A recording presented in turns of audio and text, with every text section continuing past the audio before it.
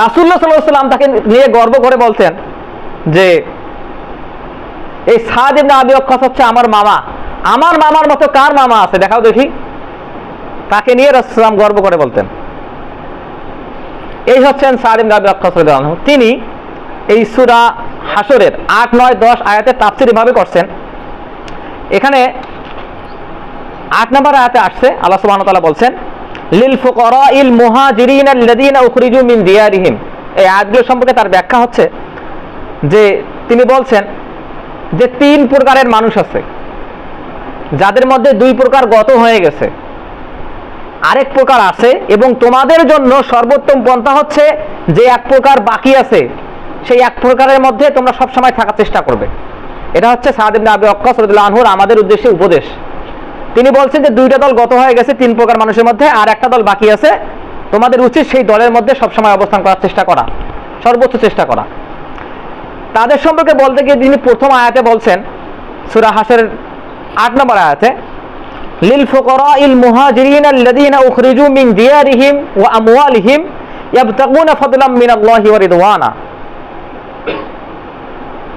যে এই যে এখানে মুহাজিরিনদের কথা বলা হচ্ছে, যারা হিজরত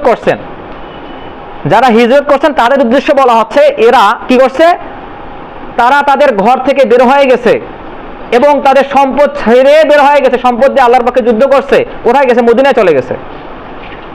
এবং তারা কি চায়, তারা আল্লাহর নিরাপত্তা চায়, তারা আল্লাহর সন্তুষ্টি চায়, এই উদ্দেশ্যেই তারা মক্কা থেকে মদিনায় চলে গেছে। এরা হচ্ছে প্রথম দল।